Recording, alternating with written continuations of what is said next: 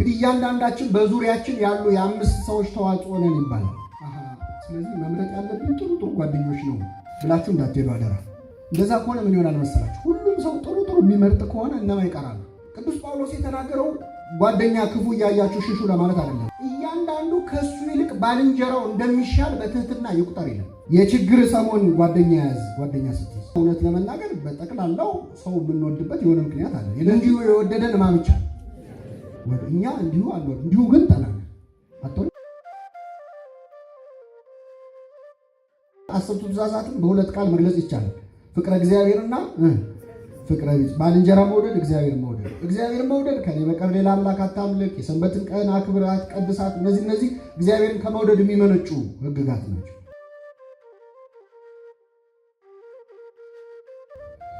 ሰውን ከመውደድ የሚመነጩት ደግሞ አታመንዝር። ሰው አግብቶ ወደ ሌላ ሴት የሚያየው ለሚስቱ ትክክለኛ ፍቅር ከሌለው። ባልንጀራህን ውደድ የሚለውን ከፈጸመ ግን አያመነዝርም። አትግደል፣ ካልጠላህ አትገልም ሰው። አትስረቅ፣ ካልጠላኸው የሰውን ንብረቱን አትቀማው። በውሸት አትመስክርበት፣ አትጨክንበት፣ አትመኝ የሚለው ሁሉ ታዟል ይላል እና ምን ይላል ሲጨርሰው? ከሌላኛይቱ ትእዛዝ ሁሉ ጋር ባልንጀራህን እንደ ነፍስህ ውደድ በሚለው ቃል ተጠቃለዋል። እንደምን ብዙ ጊዜ ነው የአራዳ ቋንቋ ይሁን ምን ብዙ ጊዜ ጓደኞቻቸውን ሲጠሩ ነፍስ የሚሉ ሰዎች አታውቁም እንዴ? አሉ አይደለ? እና ያው በአፍ ብቻ አይቅር እንጂ ከመጽሐፍ ቅዱስ ጋር በጣም ይሄዳል። ባልንጀራህን እንደምን እንደ ራስ ነፍሴ ብለህው ማለት ነው። ነፍስህን በምትባይበት አይ እግዚአብሔር ባልንጀራህን እንድትወድ ያዛል። ይህን ለመፈጸም እግዚአብሔር በቸርነቱ ይርዳል። ስለዚህ ዛሬ በሰፊው የምንመለከተው ይህንን የሕግ ሁሉ ፍጻሜ የሆነውን የፍቅር ግማሽ አካል የሆነውን ባልንጀራን መውደድ ነው። በጣም ትልቅ ትሩፋት፣ ትልቅ ጸጋ ያለው ነው። ወንድሞቻችንን ጓደኞቻችንን መውደድ በጣም የሚገርማችሁ ከቤተሰብም ፍቅር በላይ መጽሐፍ ቅዱስ ቦታ ይሰጠዋል። እናትና አባትን ውደድ አይልም። ምን በለን አክብር ነው። ምክንያቱም መውደድ ተፈጥሯዊ ጉዳይ ነው። እናት አባቶቻችንን እንደው በሆነ ምክንያት ካልሆነ በስተቀር በአብዛኛው በተፈጥሯችን እንወዳቸዋል። ብንጠላቸው እንኳን ስለማይወዱን ነው ልንጠላቸው የምንችለው፣ ወይም የሆነ ነገር ስላጎደሉብን ይሆናል እንጂ ምንም ቢሆን እናት አባትን እንወዳለን። ስለዚህ መጽሐፍ ቅዱስ እናትና አባትን ውደድ አይልም። እናትና አባትን ምን በል አክብር። ከእናት ከአባት ከወንድም ከእህት ከቤተሰብ ፍቅር ግን የሚበልጠው የባልንጀራ ፍቅር ነው። ለምን? ሰው መርጦ አይደለም ቤተሰብ ያፈራው። እናቴ ገሌቱን ከክርስቶስ በቀር እናቱን የመረጠ የለም። እሱ መርጧል አይደለ? መርጦ እንዴት ቢወዳት ነው አስቡት እስኪ።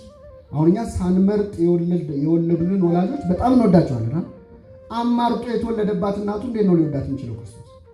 ከዚያ ውጭ ሌላው ፍጡር መልጦ ስላልተወለደ የቤተሰብ ፍቅር ተሰጥቶት የተፈጥሮ የመጣ ነገር ነው።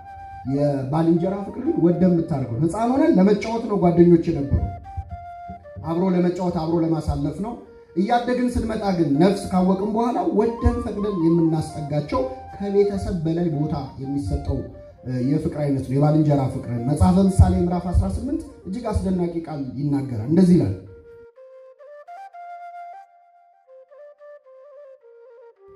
ከወንድምህ አብልጦ የሚጠጋጋህ ወዳጅህ አለ ይላል። ከምን አብልጦ? ከስጋ ወንድሞቻችን የበለጠ በጣም የሚቀርቡን ትልቅ ፍቅር ልንሰጣቸው የሚገባ አካሎቻችን ባልንጀሮቻችን፣ ጓደኞቻችን ናቸው። እግዚአብሔር ባልንጀራ መውደድ ትልቅ ቦታ ይሰጠዋል፣ ትልቅ ዋጋ ይሰጠዋል፣ ትልቅ ዋጋም ያስከፍላል። በጓደኝነት ምክንያት በጣም ብዙ ነገር ሲበላሽ እናያለን። በመሰረቱ የሰው ልጅ የህይወት ታሪክ ራሱ የተበላሸው በጓደኝነት ነው። በነገራችን አጓጉል ጓደኝነት ማድረግ የሌለባቸውን ጓደኝነት ጀምሮ ጭውውት ጀምረው አውርተው ችግር ያመጡብን ማናማን ነው? ሔዋንና እባብ። ካላጣችሁ ጓደኛ ከአዳም ጋር የምትጨርሰውን ጉዳዩን ከእባብ ጋር ወርዳ ያለ ደረጃዋ ተነጋግራ ነው ከገነት ያስወጣች። ጓደኝነት እስከዚህ ደረጃ በጣም ብዙ ዋጋ የሚያስከፍል ነው። ደግሞ በጣም የሰመረ እንደሆነ በጓደኞች መካከል በጣም ጥሩ ፍቅር ያለ እንደሆነ ደግሞ ለሰው ልጅ ለብዙዎች ድህነት ምክንያት ይሆናል። ቤተክርስቲያናችን በጣም ይደንቃችሁ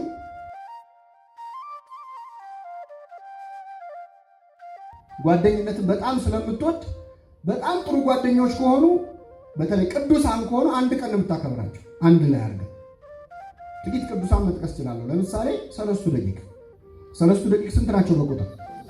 3 ናቸው። ሶስቱንም ግን እንደ ስንት ነው የምናያቸው? እንዳንድ ነው የምናየው። ዝምድና አላቸው ግን ወንድማማቾች አይደሉም።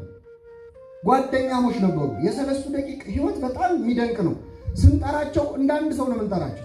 እስቲ ትንቢተ ዳንኤል ላይ ሄዳችሁ አናንያ እንደዚህ ያለ፣ አዛርያ እንደዚህ ያለ፣ ሚሳኤልም እንዲህ ብሎ መለሰለት የሚል ታገኛላችሁ? የለም። አንድም ቦታ ሲከራከሩ እንኳን አታገኙ። አንዱም ለአንዱ ነው የሚለው። ሲሾሙ አንድ ላይ፣ ሲዋረዱ አንድ ላይ።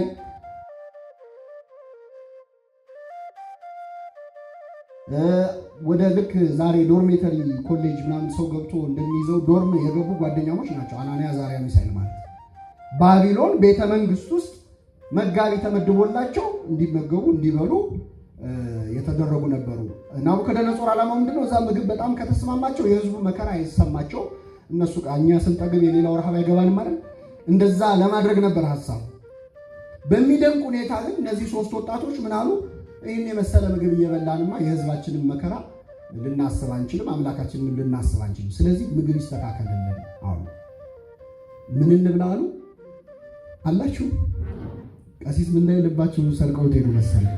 አይ ቀሲስ ምን እንዳይመዝሙር ወይ ሁላችንም ነው የሚሰርቀው። በእውነት እድሜ ይስጥልን፣ ግን ብትሰሙ ይሻላችኋል። ይህ ትምህርት ስለሚቀጥል እኔ ነው የማዋጣችሁ። ምግብ ይስተካከላሉ አይደለ? ምን ይደረግልን? እስቲ የትኛው ዩኒቨርሲቲ ነው ተማሪ ቆሎ ይደረግልን ብሎ ያመጣ ሰምታችኋል? ዜና ላይ ምግብ ይስተካከል ሲባል ወይ ቅቤ ይጨመርበት ዘይት አነሰው ምናምን ነው አይደለ? የየዶርሙ የተለያዩ እኮ ተማሪዎች እኮ ናቸው በከነዲያን ዩኒቨርሲቲ ውስጥ ገብተው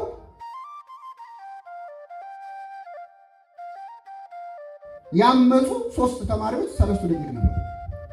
እንጹም ብለው ነው። ልክ አሁን በአንዳንድ ኮሌጆች በአንዳንድ ዩኒቨርሲቲዎች ብዙ መከራ የሚያዩ ወንድሞቻችን አሉ። አሁን እዚህ ጅማ አትጾሙ ተብለው በጣም እየተሰቃዩ ያሉ ወንድሞቻችን አሉ። ልክ እንደዛ ሰለስቱ ደቂቅ እንጹም አሉ። ጥቂት ጊዜ ተሰጣቸው። ከከሳችሁ በኋላ ለኔ ጦሳችሁ ይተርፋል አለ ጠጅ አሳላፊው። ግዴለም አሉት። ሲታዩ አምረው ተውበው ታዩ። ስለዚህ አብረው ጾሙ። ጓደኛ ማለት አብሮ የሚበላ ብቻ አይደለም፣ አብሮ ምን የሚል አብሮ የሚጾም አብሮ የሚጾም። ከዛ አብረው ተሾሙ፣ አብረው ክብር አገኙ። ስገዱ ደግሞ ሲባል አብረው አንሰግድም ማለት አናንያ እንዲያለ ሚሳኤል እንዲመለሰ የሚል የለም። አንድም ቦታ ላይ አብረው እሳት ውስጥ ገቡ። ጓደኝነት ማለት አብሮ እሳት ውስጥ መግባት ነው፣ መከራ ውስጥ መግባት ነው፣ ፈተና ውስጥ መግባት ነው። አሁን ለእኛ ናቡከደነጾር ላይኖር ይችላል፣ እሳት ለእኛ ብሎ የሚያነድ ላይኖር ይችላል። ግን የኃጢአት እሳት አለ።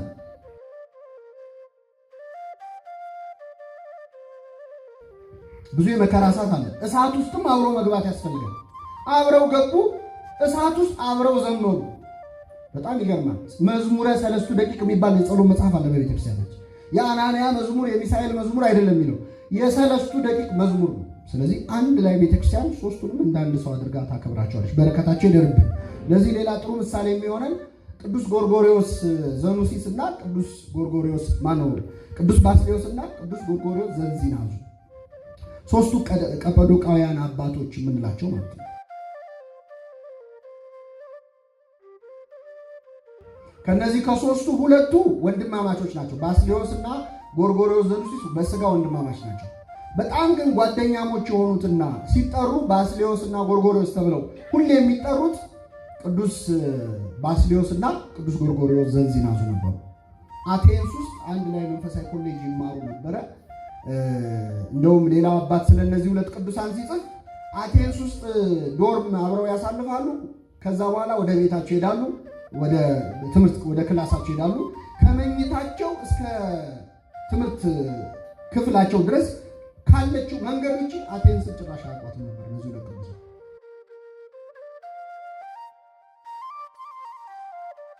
ለዓመታት ሲሄዱ የሚያውቋት ያችን መንገድ እስከ ትምህርት ቤታቸው እስከ ቤታቸው ያለችው መንገድ ነበር። ምንድን ነው የሚያወሩት? ነው ስለ እግዚአብሔር ነው የሚያወሩት። እጅግ ተመስጠው ቃል እግዚአብሔር ያወሩ ነበር። የእነሱ ውይይት ነው ዛሬ እኛ የሆነ ነገር ስናስብ ጎርጎርዮስ ምን አለ ባስልዮስ ምን አለ ብለን የምናነበው ማለት የእነዚህ ጓደኞች ውይይት ነው። እግዚአብሔር በትክክለኛ ጓደኞች መሃል በተለይ መንፈሳዊ ጓደኝነት ካለ በሚነጋገሩት ቃል እግዚአብሔር ውስጥ በጣም ብዙ ምስጢር ያመጣል። ወደኛም ሀገር ስንመጣ ቅዱስ አባታችን አባ ጊዮርጊስ ዘጋስጫ ከአባ በጸሎተ ሚካኤል ጋር ሌሊት እየተገናኙ ይወያዩ ነበር። ነገር እግዚአብሔር ስለ እግዚአብሔር ፍቅር፣ ስለ እግዚአብሔር ቸርነት፣ ስለ ቅዱሳኑ፣ ስለ ድንግል ማርያም ይወያዩ ነበርና ሰለቻቸው ወንዝ መሻገር። መጨረሻ ላይ ወለቃ የሚባል ድልድይ ሰርተው ሌሊት ቁጭ እያሉ እዛ ድልድይ ላይ የእግዚአብሔርን ቃል ይነጋገሩ ነበር ይላል። የሁሉንም በረከት እግዚአብሔር ያሳድርበት። ስለዚህ ጓደኝነት ማለት መንፈሳዊ ጓደኝነት ትልቅ ቦታ በቤተክርስቲያናችን የሚሰጠው እነዚህ አሁን የምጠራላችሁ ቅዱሳን ቤተክርስቲያን በአንድ ቀን የምታከብራቸው የምትዘክራቸው ናቸው። አብረን መንፈሳዊ እንግዲህ ጓደኝነት ሲባል ብዙ ጊዜ አብሮ መብላት ነው። እኛ ካፋችን የማይጠፋው አብረን በልተን አንጠጥተናል። ጥሩ ነው፣ አብሮ መብላትም ጓደኝነት ነው። ግን አብሮ መብላት ብቻ ከሆነ ይላል ቅዱስ ዮሐንስ አፈወርቅ በተግሳጹ ጓደኝነታችን እንደ ወንበዴዎች ጓደኝነት ይሆናል። ምክንያቱም ዘራፊዎችም አብረው ምን ይላል ይበላል። ስለዚህ አብረን በልተን አብረን ጠጥተን ብቻ ከሆነ ጓደኝነት ይሄ የስጋ እንጂ የነፍስ ጓደኛ አይደለም። ባልንጀራህን እንደምን ውደድ ነው የሚለው ደግሞ ነፍስህ እንደ ራስህ ውደድ። ስለዚህ የነፍስ ጓደኝነት የሚባለው ከእግዚአብሔር ጋር የምትገናኝ ከሆነ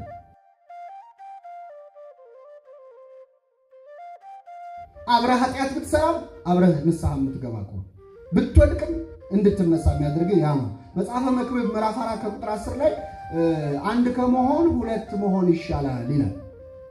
አንድ ከመሆን ሁለት መሆን ይሻላል ይልና አንዳቸው ሊወድቁ አንዳቸው ሌላኛቸውን ምን ይሏቸዋል? ያነሷቸዋል። ይህ በመንፈሳዊ ትርጉሙ ምንድነው? አንድ ከመሆን ሁለት ከመሆን ይሻላል ማለት ብቸኛ ከመሆን ጓደኛ ያለው ሰው መሆን የተሻለ ነው። አንደኛው በኃጢአት ቢወድቅ አንደኛው ሌላው ምን ይለዋል? ያነሳዋል የሚለውን ያሳያል። በጣም የሚገርማችሁ ይህንን በጣም በብዙ ምሳሌ ማንሳት እንችላለን።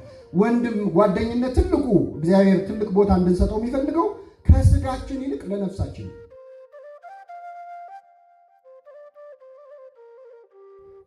ከኃጢአት ለመከልከል ነው። ኃጢአት ስትሰራ ንስሐ እንድትገባ የሚገፋ በጸሎት ስትደክም ና እንጸልይ የሚልህ ወደ መልካም ስራ የሚመራ እሱ ነው ትክክለኛ መንፈሳዊ ጓደኛ። እንብላ እንጠጣ ምናምን እሱም በኋላ እመጣበታለሁ። እሱን ለማለት መንፈሳዊ መሆንም ክርስቲያን መሆን ያስፈልጋል አያስፈልግም? እንደዚህ አይነቱ መንፈሳዊ ጓደኝነት ያደለ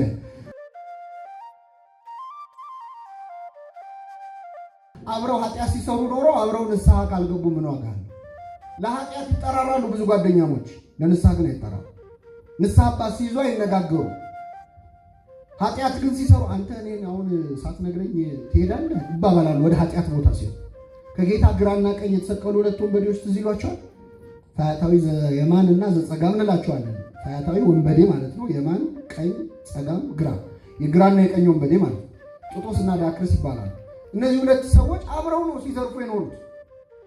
መጨረሻ ላይ ግን አብረው ንስሐ ገቡ አልገቡም? በቀኝ ያለው ጌታ ሆይ በመንግስት በመጣ ጊዜ አስበኝ አለ። በግራ ያለው ደግሞ በቀረችው ዕድሜ ክርስቶስን ተሳደበ። በቀረ አብቃቅቶ ሰዓቱን ማለት ነው አይደል? እስከዛሬ የምግባር ችግር ነበረበት፣ ወደ ሃይማኖት አሳደገው። ፈጣሪውን ሰድቦ ማለት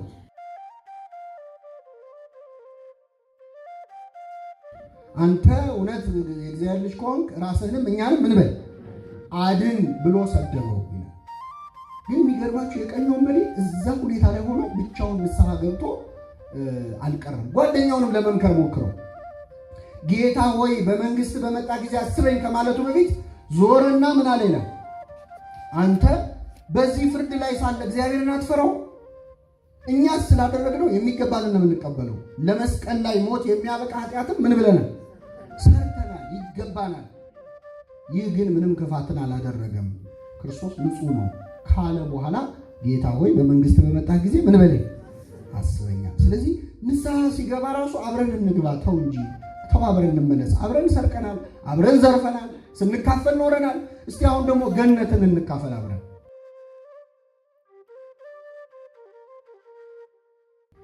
ምህረቱን ደግሞ እንካፈል አለ። ጓደኝነት ማለት አብሮ ኃጢአት ሰርቶ አብሮ መነሳት ነው። ይህን ለማድረግ እግዚአብሔር በቸርነቱ ይርዳል። በዜና በጣም አንድ ልብ የሚነካ ታሪክ አለ። አንድ አባት በኃጢአት ይወድቃል፣ በዝሙት ኃጢአት ይወድቃል። ሁለቱ መነኮሳት ናቸው እና ሲወድቅ የእግዚአብሔር መልአክ መጥቶ ስለ ወንድሙ መውደቅ ይነግረዋል። ያ ወንድምህ እኮ በኃጢአት ወደቀ ይለዋል። ተስፋ በቆረጠ ሰዓት ጓደኛው ታዲያ አይ ዝም ብዬማ አላይም ይልና ይሄዳል ወደሱ። ይሄድና ምን ይለዋል? በዝሙት እኮ ወደኩኝ እኔ በኃጢአት ወድቄያለሁ አባቴ ብሎ እያለቀ አልወደቀም እሱ ልብ አድርጎ ይነግረዋል። ሲነግረው እሱም ወድቋል እንዴ ብሎ እሱማ እኔም እኮ ወድቄያለሁ አለ። ስለዚህ እግዚአብሔር መሐሪ አይደለም ይቅር ይለናል። ሱባኤ እንያዝና እንጸልይ፣ እንስገድ፣ እንጹም አለው።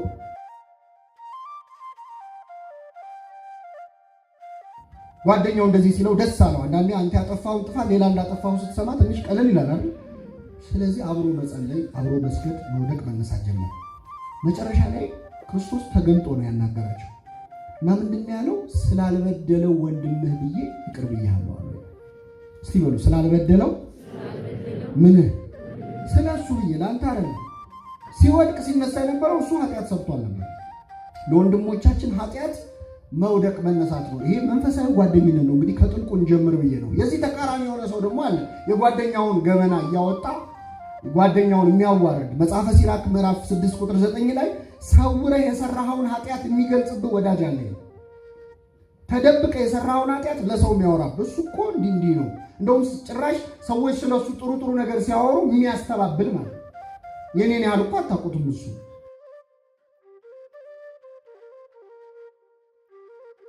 ብዙ ነገር አሳልፈናል። ያው ስታዩት ሊመስል ይችላል እያለ የጓደኛውን ጥሩ ነገር የሚያዝ እንደዚህ ከመሆን እግዚአብሔር ይጠብቃል። ስለዚህ ጓደኝነት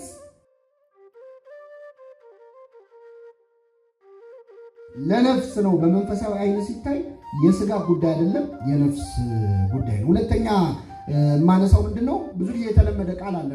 ባልንጀራህን ወይም ጓደኛህን ንገረኝ፣ ማንነትህን ነገር ሲሴሮን ያለው ይባላል። የዚህ የሮም ፈላስፋ ሌሎችም ብዙዎች ብለውታል። ትክክል ነው። ጓደኛ ለጥሩም ለመጥፎም ኢንፍሉዌንስ ሊያደርግ ይችላል፣ ተጽዕኖ ሊፈጥር ይችላል። መጽሐፈ ምሳሌ ምዕራፍ 13 ከቁጥር 20 ላይ ከጠቢባን ጋር የሚሄድ ጠቢብ ይሆናል ይላል። ከአዋቂዎች ጋር የሚሄድ አዋቂ ይሆናል። ምንም ጥርጥር የለውም። ሰው እውቀት ካለው ሰው ጋር ወይም መልካም ከሆኑ ሰዎች ጋር በዋለ ቁጥር እንግዲህ እያንዳንዳችን በዙሪያችን ያሉ የ5 ሰዎች ተዋጽኦ ነን ይባላል። የነዛ ሰዎች ጭማቂ ነን። ስለዚህ 5ቱም ችግር ካለባቸው 6ኛ ችግር ያለበት ሰው ነው የምንሆነው እኛ ማለት ነው።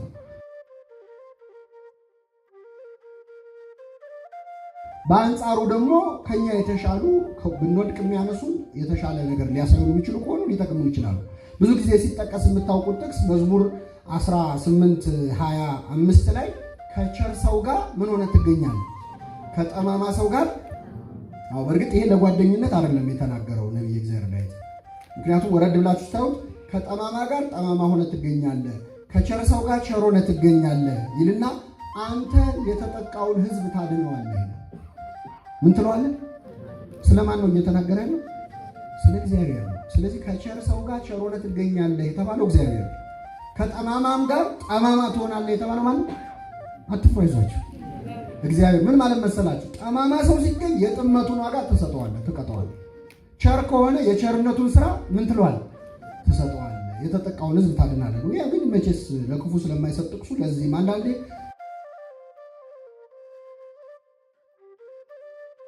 አንዳንድ ጥቅሶች ያለ ኮንቴክስታቸውን ጠቅሳል። አንዳንድ ደግሞ መጽሐፍ ቅዱስ ላይ የሌሉ ጥቅሶች አሉ። ምዕመናን የፈጠሯቸው ጥቅሶች አሉ። ለምሳሌ እርዱኝ ይረዳቸዋል። የትኛው ላይ ነው ያለው? ግን ለክፉ ይሰጣል። በቃ ለወደፊቱ ይጨምራል። እንደው ቢያንስ ህዳግ ላይ እርዱኝ ይረዳ የሚል የለም። እርዱኝ ይረዳቸዋል ይላል እኮ ይላሉ አንዳንድ ሰዎች። ጥሩ ነው ግን የለም ጥቅሱ። ይሄ ጥቅስ ደግሞ ያለ ኮንቴክስቱ ነው የሚጠቀሰው። ቅዱስ ጳውሎስ ደግሞ ባልንጀራህ ክፉ ሲሆን ክፉ ሊያደርግህ እንደሚችል አንደኛ ቆሮንቶስ ምዕራፍ 15 ከቁጥር 32 ላይ አትሳቱ፣ ክፉ ባልንጀርነት መልካሙን አመል ምን ይላል? ያጠፋል።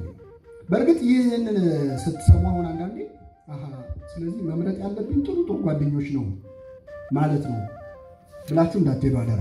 እንደዛ ከሆነ ምን ይሆናል መሰላችሁ? ሁሉም ሰው ጥሩ የሚመርጥ ከሆነ እነማ ይቀራሉ?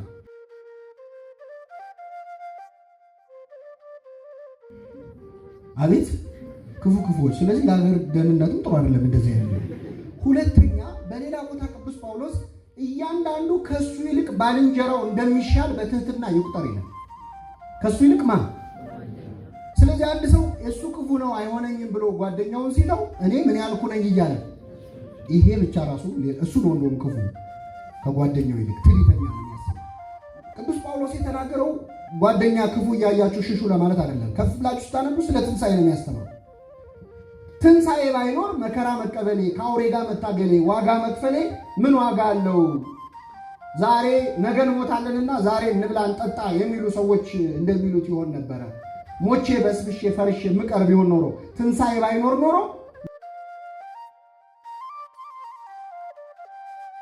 ዋጋ የለውም ነበር። አትሳቱ፣ ክፉ ባልንጀርነት መልካሙን አመል ምን ይላል? ያጠፋል። ምን ማለት ነው? ትንሣኤ ሙታንን ከማያምኑ ሰዎች ጋር ትውሉ ከሆነ እንብላ እንጠጣ ብቻ የሚሉ ነገር ነው። ይሄ ፒግ ፊሎዞፊ የሚባል ነገር የአሳማ ፍልስፍና ነው። ብላ ጠጣ ነገር ምን ችግር አለው?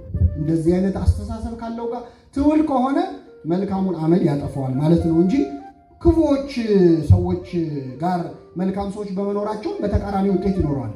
እስቲ አንድ ጥቅሱን አብረን እንበል። ክፉ ባልንጀርነት መልካሙን አመል ያጠፋል። በአንጻሩ ደግሞ መልካሙ አመል በሉ ክፉን ባልንጀራ ሊቀይር ይችላል። ክፉንም ሊቀይር ይችላል ለራሱ ጥቅሱ ማለት ነው። እና እግዚአብሔር እንደዛ ለማለት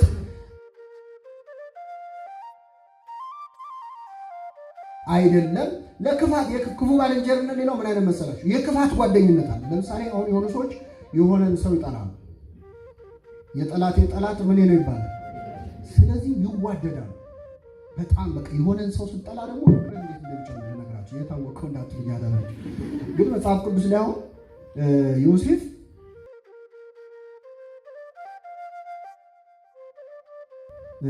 እንግደለው ብለው ሲወያዩ በጣም ደስ የሚል ውይይት ነው። ቅዱስ ኤፍሬም ሶርያዊ ምን ይላል? እንደዛን ቀን ምግብ ጣፍጧቸው አያውቅም ይላል። ሲበሉ አብረው በቃ እንዴት አድርገን እንግደለው፣ እውነትም እኮ ይባባላል። ሰው ትሁት ይሆናል፣ ሰው ሲጠላ ይዋደዳል። ይሄ ፍቅር ግን የተመሰረተው ሌሎችን ምን በማለት ነው? በመጥላት። የአይሁድ ማህበር ተባበሩ ይላል። ማህበራን አይሁድ ተመድበሉ ለሰቂለ አምላክ ተማሃሉ ክቡረ ንጉሠ ሰቀሉ ደሙ ላይሌነ ወላይለውሉድነ እንዘ ይብሉ።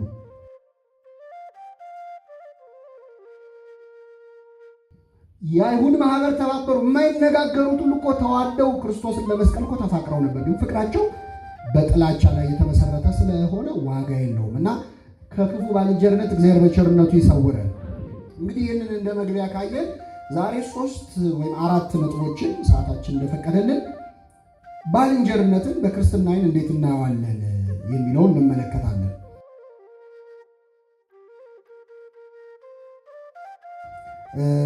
ሉቃስ 10:20 ላይ ባልንጀራዬ ማን ነው ብሎ አንድ ትዕቢተኛ ሰው የተናገረው ቃል አለ። እሱ በእርግጥ ጓደኛዬ ማን ነው እንደው ለኔ የሚመጥን ሰው ከየት ይገኛል አይነት ነገር ነው፣ ፉከራ ነው። ግን ክርስቶስ በሰጠው መልስ የፈለገውንም ክብር አልሰጠውም። የበለጠ እንደውም መዘበቻ እንዲሆን ያ ታሪክ እሱን የሚወቅስ እንደሆነ አድርጎ ነው የተናገረበት። ግን እንደ ክርስትና ምን አይነት ባልንጀራ ነው ያለው? አሁን ጓደኞቻችሁን እያሰባችሁ እንዳትሰሙት አደራችሁ። እኔ ምን አይነት ጓደኛ ነኝ የሚለውን ለማየት ግን በጣም ይጠቅመናል። የመጀመሪያው እንዲሁ የሚወድ ጓደኛ፣ እንዲሁ ምን የሚል ወይም በሌላ ቋንቋ ምንም ሳይሻ የሚወድ ጓደኛ፣ የሆነ ነገር ሳይፈልግ የሚወድ ጓደኛ፣ ያ በጣም በጣም የመጀመሪያው የጓደኝነት መገለጫ ነው።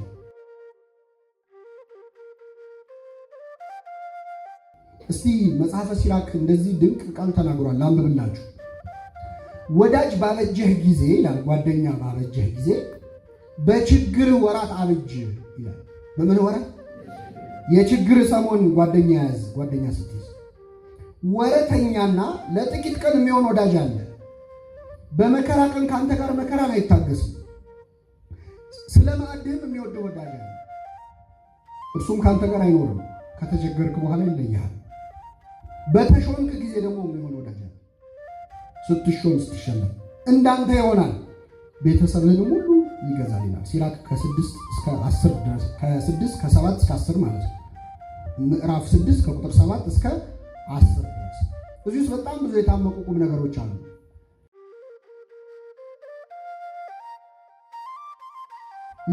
ኮንዲሽናል ላቭ ማለት ነው፣ በምክንያት መውደድ። መቼስ እኛ እውነት ለመናገር በጠቅላላው ሰው የምንወድበት የሆነ ምክንያት አለ። የላችሁ? እንዲሁ የወደደን ማምቻ ዓለሙን እንዲሁ እኛ እንዲሁ አልወድ እንዲሁ ግን ጠላን አጥሩ። እኔ ምንም እንዲሁ ሰዓት ደስ አትለኝ የምንለው በጣም የሚገርም እኮ አስተሳሰብ ነው። እንዲሁ የወደደንን አምላክ እያመለክን እንዲሁ የምንጠላቸው ሰው ዝም ብሎ የአይኑ ቀለማ ነው ማለት ነው። በተለይ ደግሞ በኋላ ክፉ ነገር ከተገኘበት እኮ ትከሻዬ እኮ ነግሮኛል ቀድሞ ይላል። ይሄ ማለት ምክንያት ሳይኖር መጥራት። ምክንያት ሳይኖር ደግሞ መጥላት ከጀመርክ የሆነን ሰው ምክንያት ማግኘት አይቀርም። ምክንያቱም አረንጓዴ መነጽር ያደረገ ሰው የሚያየው ነገር ሁሉ ምንድን ነው? ከጠላኸው የምጠላበት ምክንያት ስትሰበስብ ትውላለህ። እኔ እኮ ጠልቼው አይደለም ብዙ ችግር አለበት እያለ ከዛ በኋላ ታጠራቅመዋለህ። ህሊና ዝም ብዬ ጠላሁት የሚለውን ላለመቀበል ሲል ምክንያት ሲሰበስብ ይሆናል።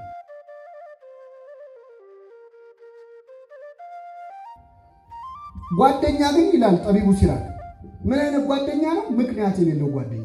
ለዚህ ነው ጓደኞቹ የሆነ ነገር ፈልገው ጓደኛ እንዳይሆኑ ከፈለክ በችግር ወራት ጓደኛ ልጅ ይላል። ባገኘህ ጊዜ አይደለም፣ በተሾምክ ጊዜ አይደለም፣ ዝነኛ በሆንክ ጊዜ አይደለም፣ በከበርክ ጊዜ አይደለም፣ በችግር ወራት ምንም በሌለ ሰዓት ጓደኛ ሊኖር ጥሩ ነው። ወይም ደግሞ ምንም በሌለ ሰዓት የያዝከው ጓደኛ ይዘህ ብትዘልቅ ጥሩ ነው እያለ ነው ጠቢቡ ሲራክ። ወረተኛ ጓደኛ አለ፣ ለጥቂት ጊዜ የሚሆን ጓደኛ አለ፣ በመከራ ቀን ካንተ ጋር የማይሆን ማለት ነው። ስለ ማዕድ የሚወድህ ጓደኛ አለ፣ አብረው እንድትበላ እንድትጠጣ የሚፈልግ ለግብዣ ለምንህ ብሎ የሚወድህ ጓደኛ አለ። ያ ሲቀር የሚቀር ጓደኛ አለ። በተሾምክ ጊዜ ደግሞ በጣም ይገርማቸዋል። በተሾምክ ጊዜ ደግሞ ጓደኛ ይሆናል፣ እሱ ደግሞ እንዳንተ ይሆናል ይላል። በደንብ አስተውሉ። እንደማይሆነ ጓደኞቻቸው ሲሾሙ ኩፍስ የሚሉ ሰዎች እስቲ ምን አገናኝቷቸው? ባለቤቱም መኮፈስ የለበትም በመሰረቱ። ግን አንዳንዴ ሰዎች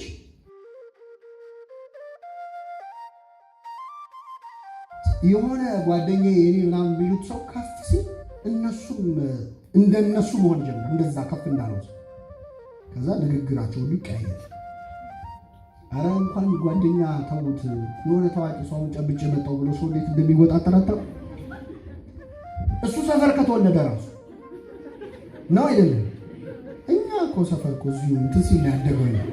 ይገርማቸዋል። የጌታ ወንድም የተባለ ሐዋርያ አለ፣ ቅዱስ ታዲዮስ ወይም ይሁዳ። የጌታ ወንድም መሆኑን ሌሎች ወንጌላውያን ሁሉ ጽፈዋል። እሱ ግን መልእክት ሲጽፍ የጌታችን የመድኃኒታችን የኢየሱስ ክርስቶስ ባሪያ የሆነ ይሁዳ ነው። ምን የሆነ ይሁዳ? ባሪያ። አንድ ቤት ነው ያደጉ ከክርስቶስ ጋር።